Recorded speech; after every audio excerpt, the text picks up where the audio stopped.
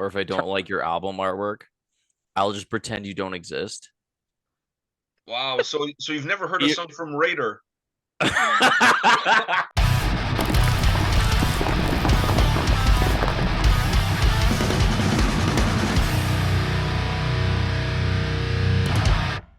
Welcome to another episode from Takedowns to Breakdowns, not with A&P, just with P. But I have some guests here. I have Kyle from Invicta, and I have Gabe from Raider. They decided to join me. Well, they didn't decide it. I kind of hijacked them. I kind of forced them to join me for this week's episode.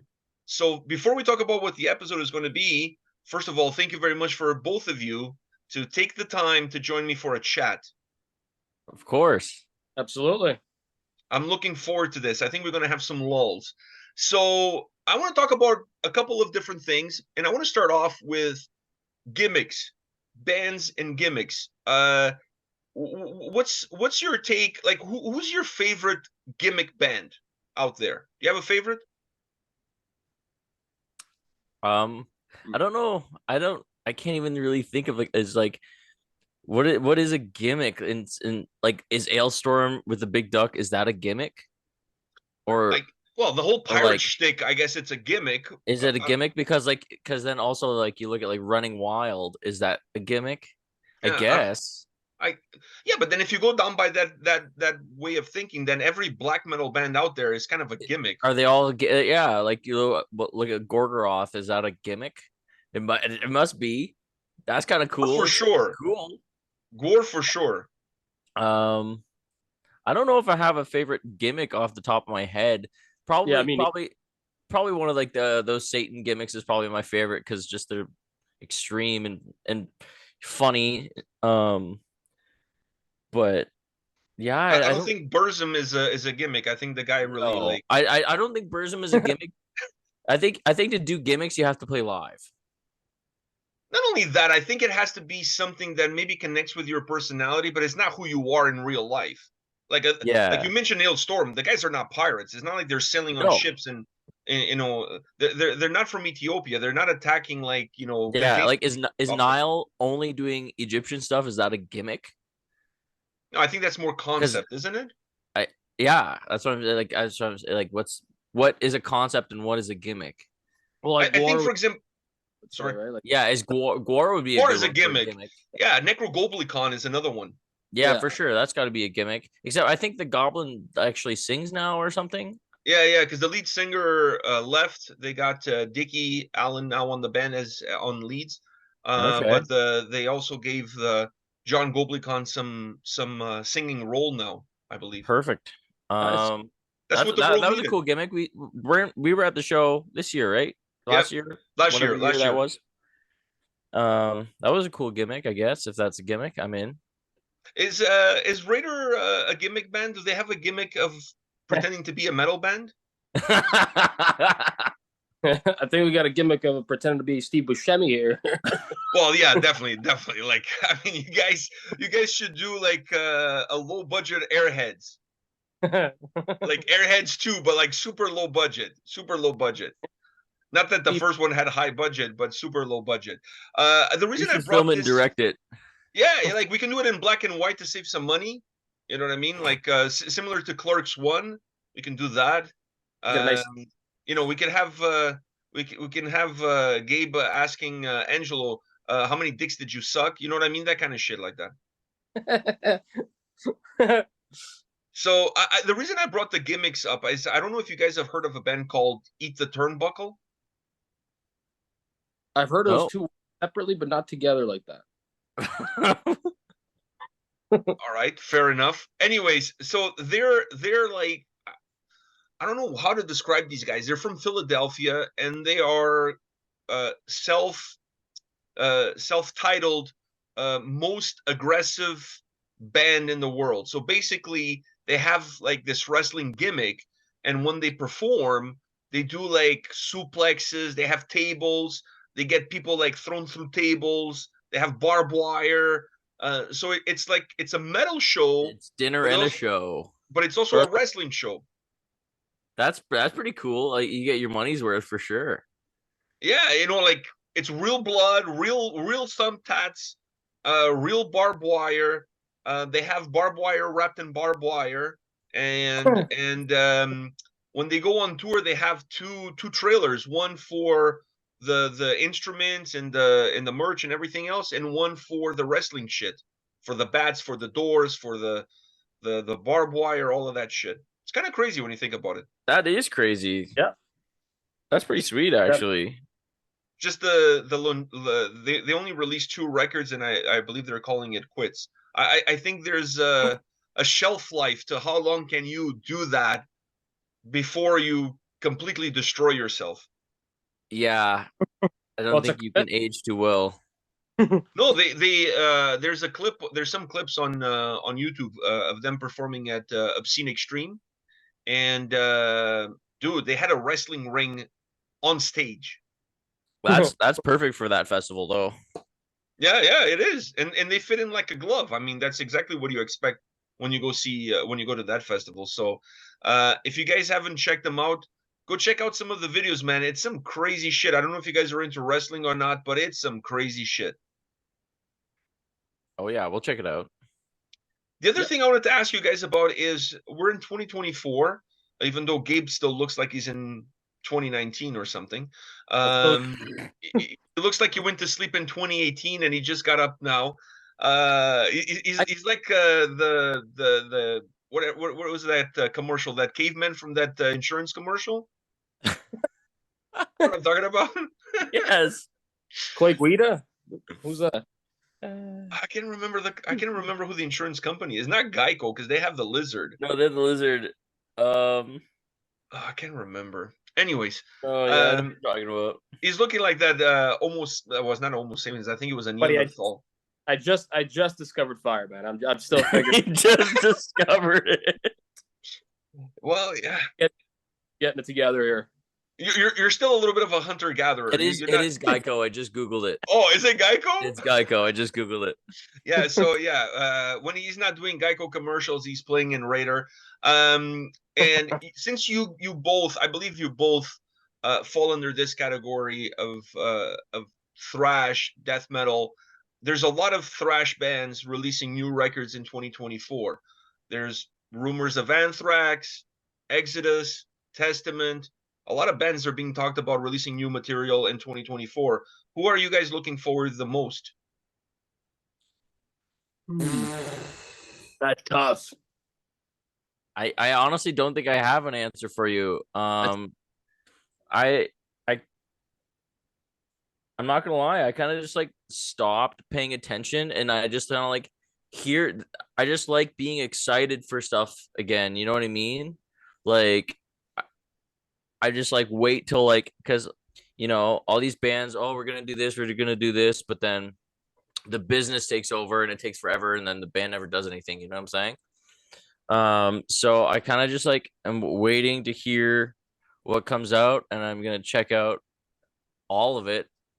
But I think the new Anthrax record, when it comes out, I think that'll be pretty good because For All Kings was good. And then what was the one before that? Worship Music was really, really good. Yeah, it's a good record. So speaking of Anthrax, are you?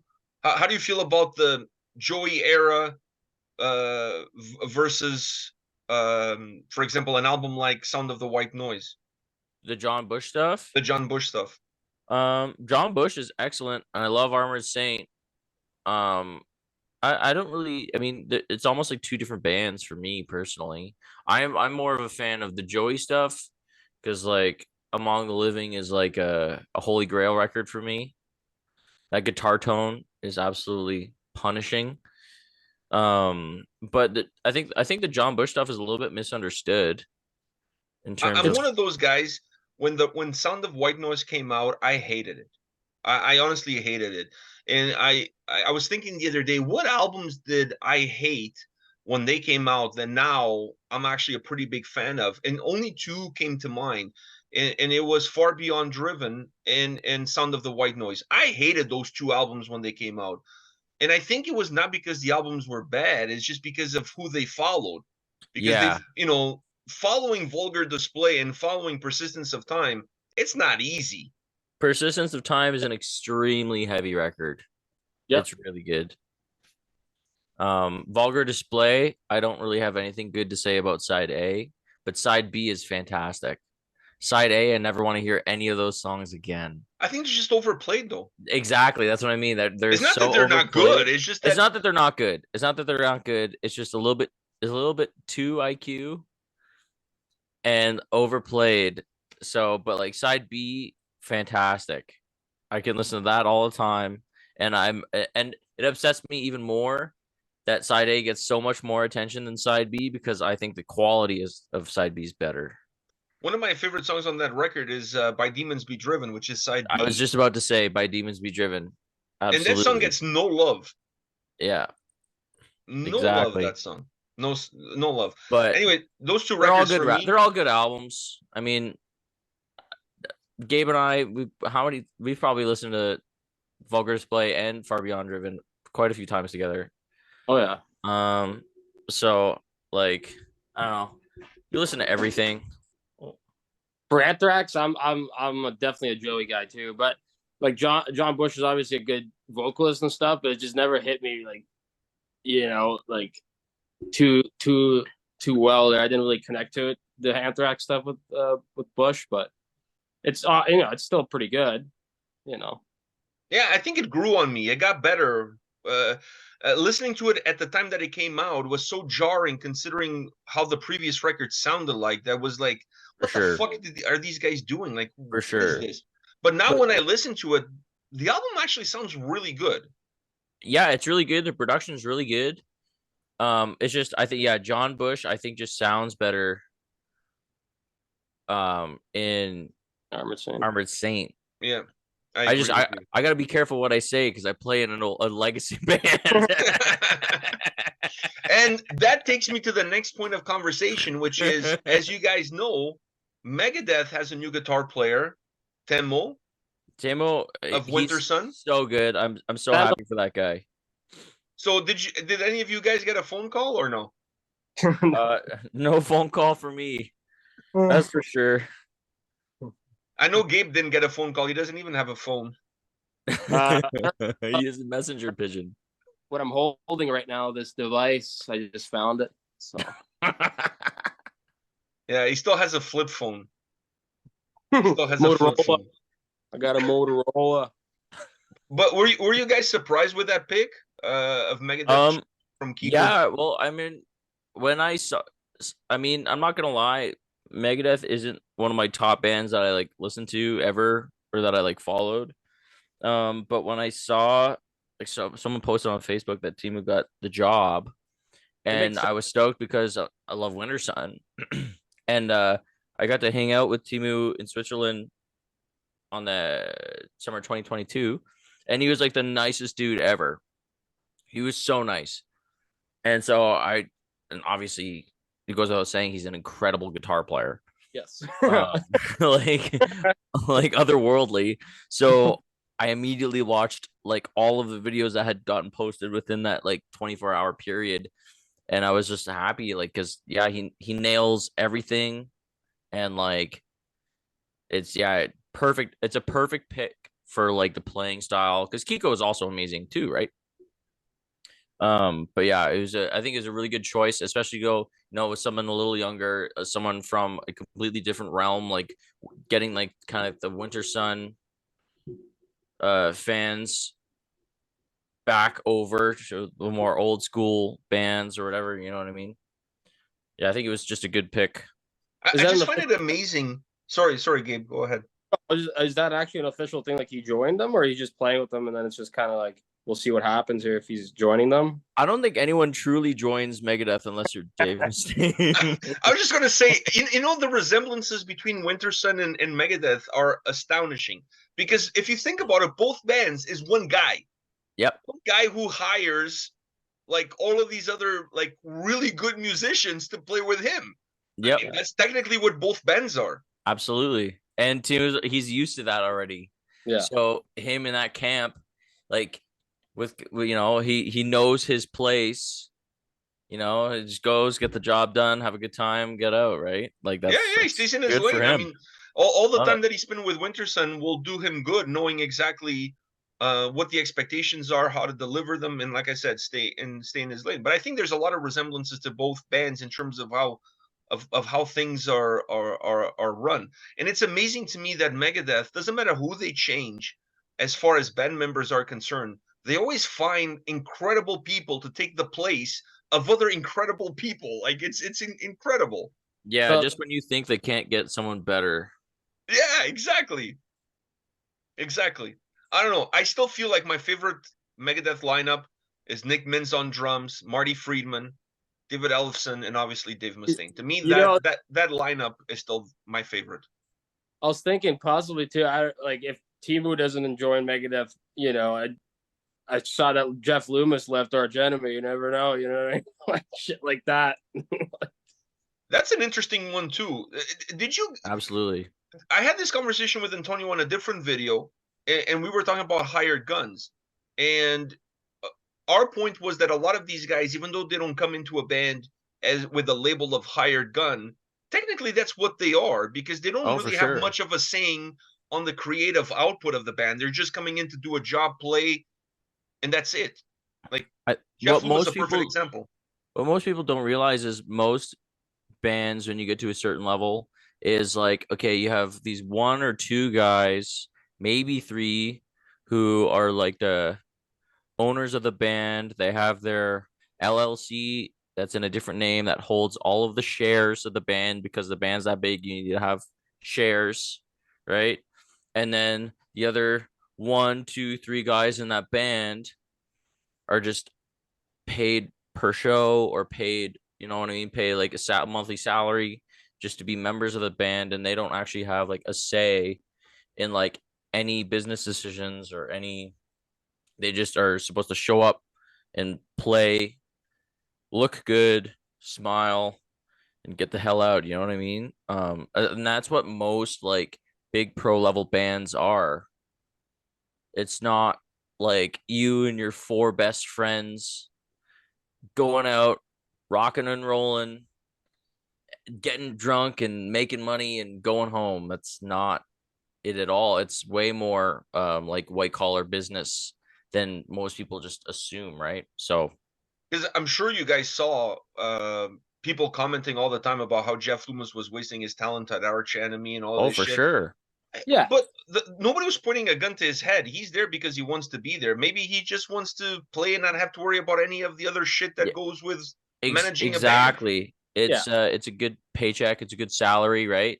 And like, it doesn't matter, if the job came to him being like, okay, yeah, sure, come play in the band. You don't have to really work hard. Just show up, do your thing, because you're Jeff Loomis and you don't need to practice that much for this stuff.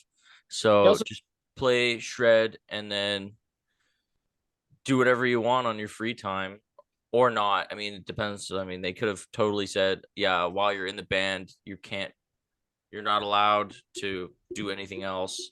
But in that time, he could have, how many records could he have made or recorded? And then now he's available.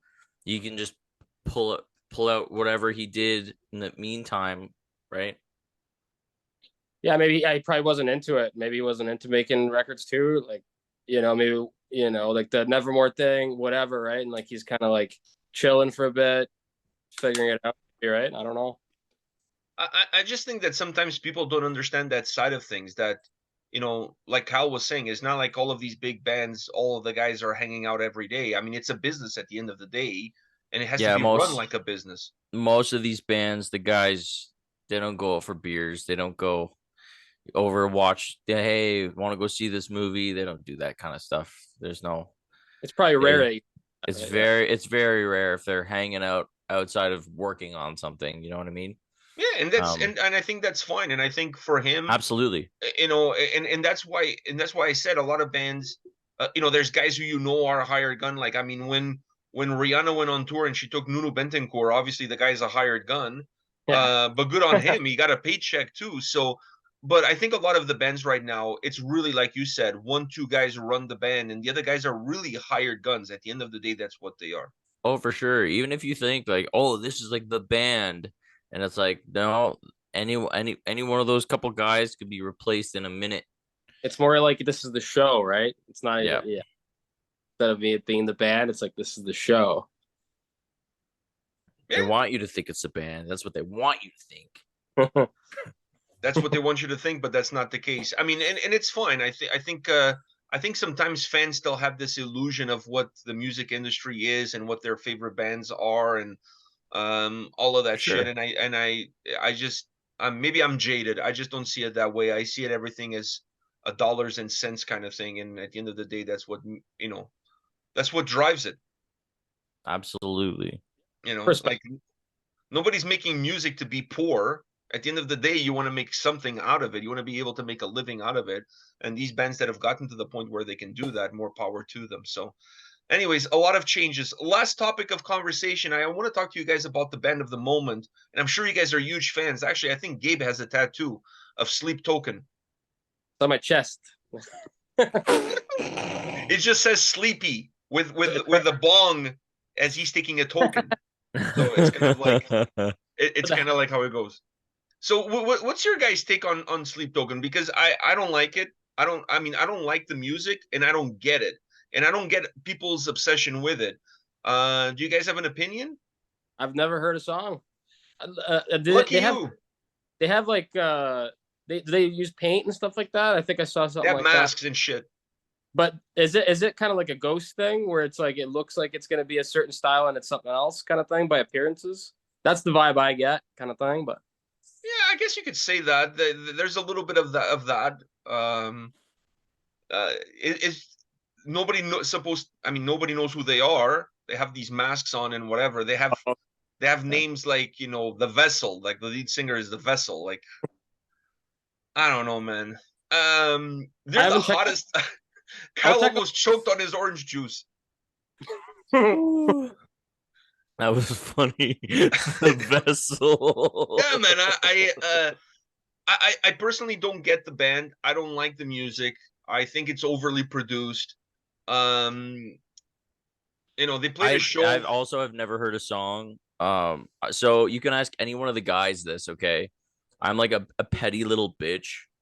And if I don't like your band name, or if I don't like your logo, or if I don't like your album artwork, I'll just pretend you don't exist. Wow. So you've never heard a song from Raider?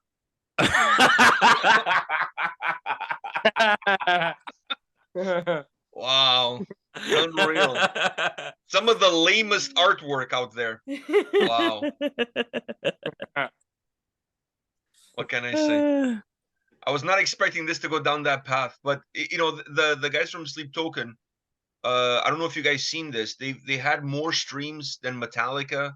That's impressive. I think it was more streams. I mean, they beat Metallica on something. Beating Metallica on anything, even if it's fucking marbles, it's already like deal. It's a big deal. And sure. they played Wembley. Wembley. That's crazy. And they sold out. That's right? Crazy. But the Vessel, he had some problems with his voice, so they played some of the songs in instrumental format, and the fans were singing, and everybody was like losing their marbles. Oh, what a great experience! We got to see, dude. You guys did some karaoke at Wembley. I don't know what the fuck. That's like if I go to a show and the lead singer is not there, and they're doing instrumental, and they expect me to sing along. That's just karaoke. Like it is. That's what it is.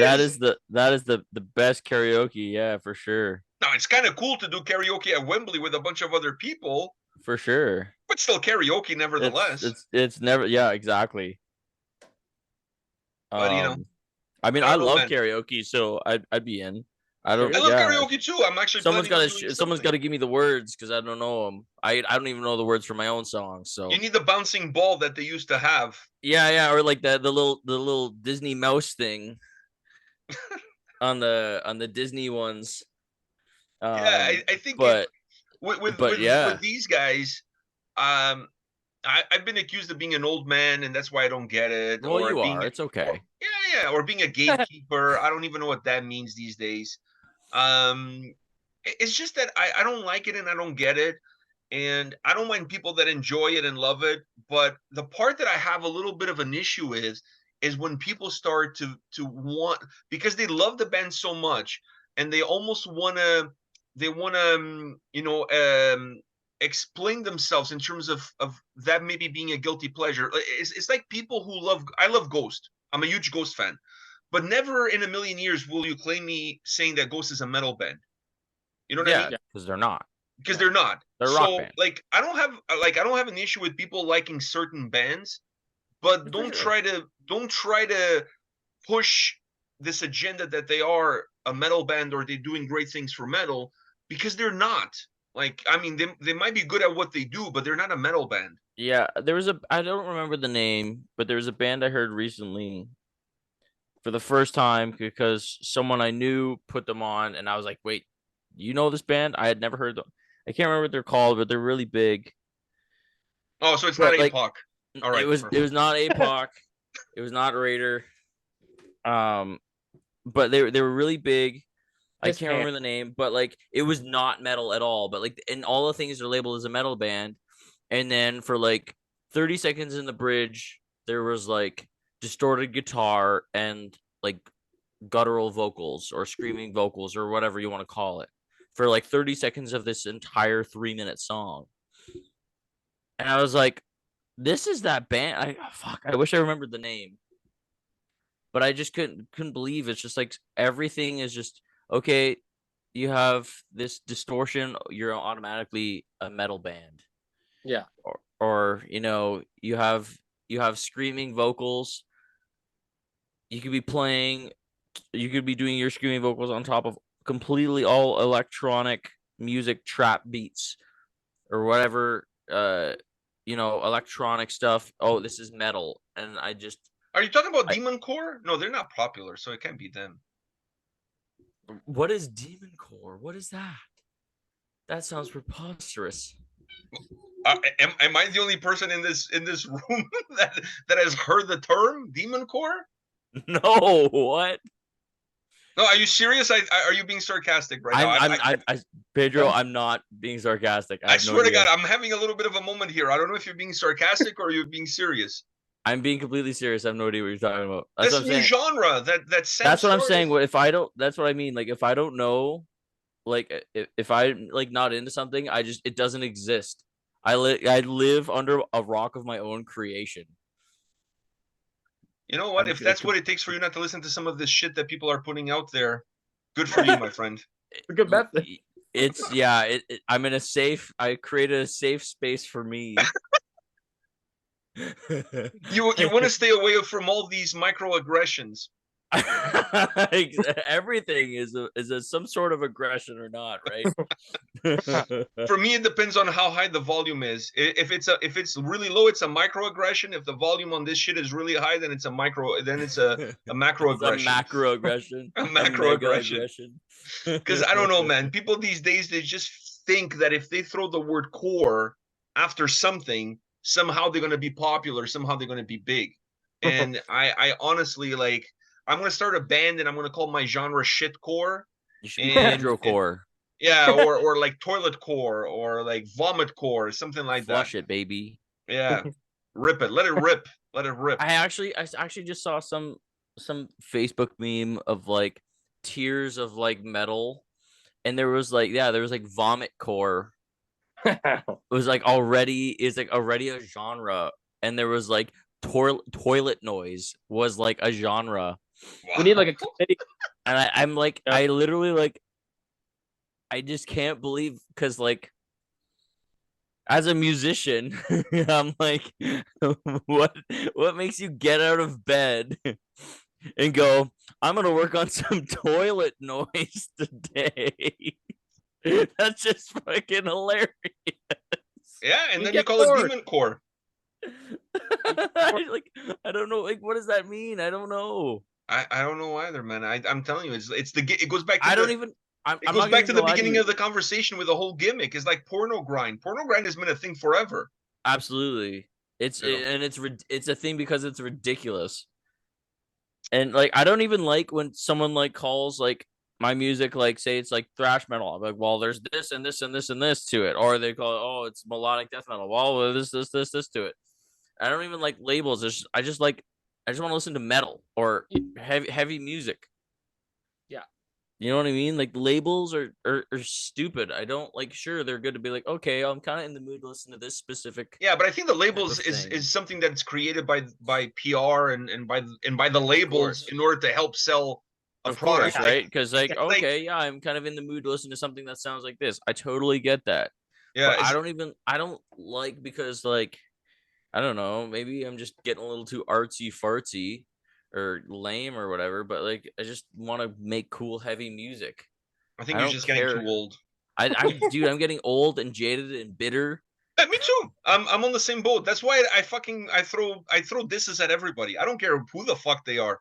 If you're, I think you know what the problem is with this world, man. Too many people patting idiots on the back and telling them that they're doing a good job when the shit that they're doing is absolute garbage. Stop fucking doing that. Participation ribbons. Stop awarding people just participation awards. Stop that shit. Stop tapping your friend in the back who's released a song that he recorded in his basement that has zero quality, that he would never listen to it in your lifetime. Stop telling them that it's a good job, that he should continue to pursue his dreams. No, he should get a real job, pay some bills because he has zero talent. Move forward. Keep moving. Like stop this nonsense. Like, just keep it real. Keep it real. Real friends should be able to tell their friends that they're shit. I completely agree. If any one of the boys sent me something and it was bad, all of them know I would tell them this is not good. You have to do it. You have to. You have, and be like, dude, I love you. This is not good. And it's because I love you that I'm telling you it's not good. Because there is, for sure, yeah, sure, art is like in the eye of the beholder. It's all subjective. No, it's a woozy, it's a wazzy. But there is good and there is bad. And, you know, sometimes some people, I think they just grew up being told, oh, you're great, honey. Keep going. Yeah, but you're not. You're not special. And if you're special, you're listen, like short I completely agree. You're short bus special or like Olympics kind of special. You're not. There's nothing else that's special about you. You're just another jackass like everybody else. Exactly. Like, no one is special, man. It drives me crazy, dude. Like, sometimes I'm on Facebook and I see people saying, "Wow, great song, great job," and I'm like, "Did you even listen to that fucking song?"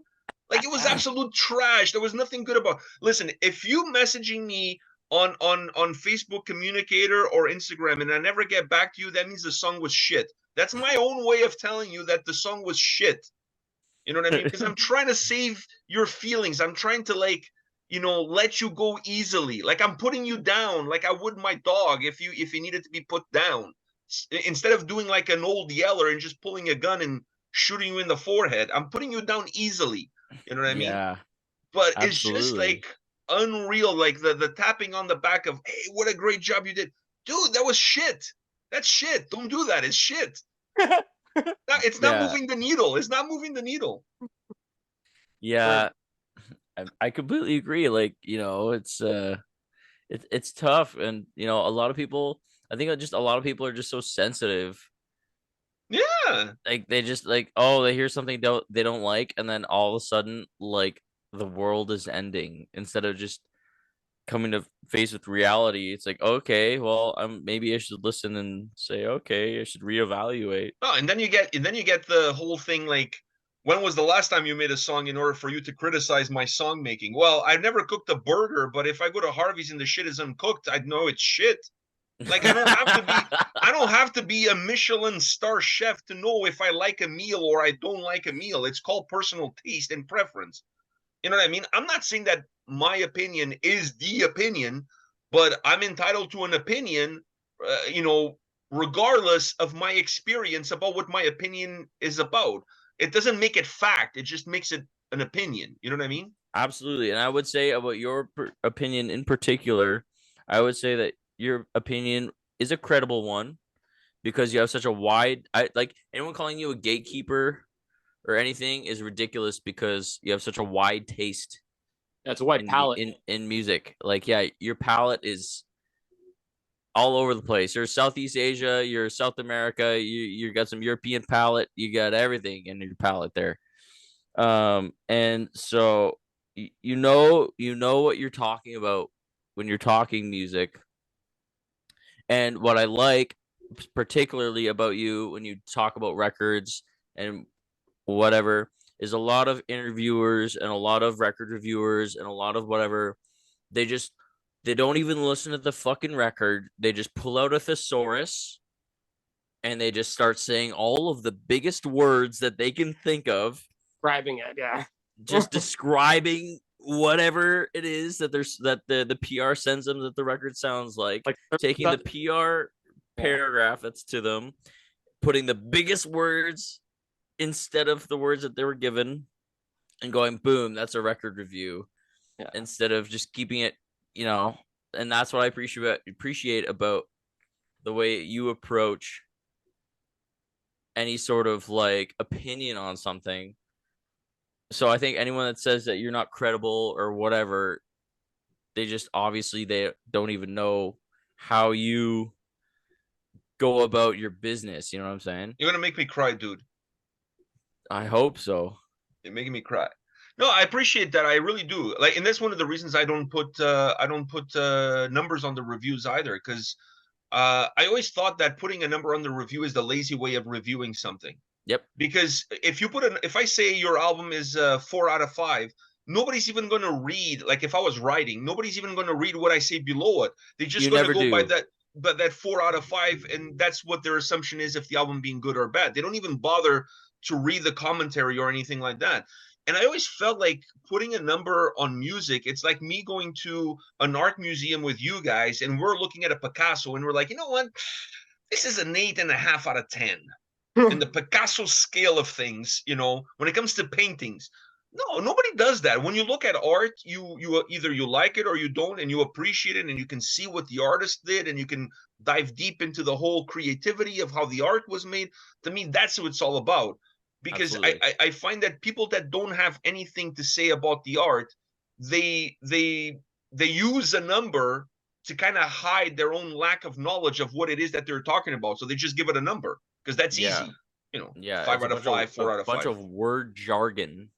Yeah, and I agree. And a number, and then that, boom, there you go. Instead of like knowing what you're talking about, thinking about anything else that's going on in the record or in the release or whatever, and like, I'm out.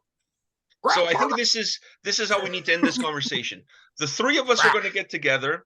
We don't need a bass player because nobody needs them. We need to find a drummer, and we're going to create Damoncore, a Damoncore band. It's a new genre. So we need to find a guy whose name is Damon. We need a Damien or a Damon, something along those lines.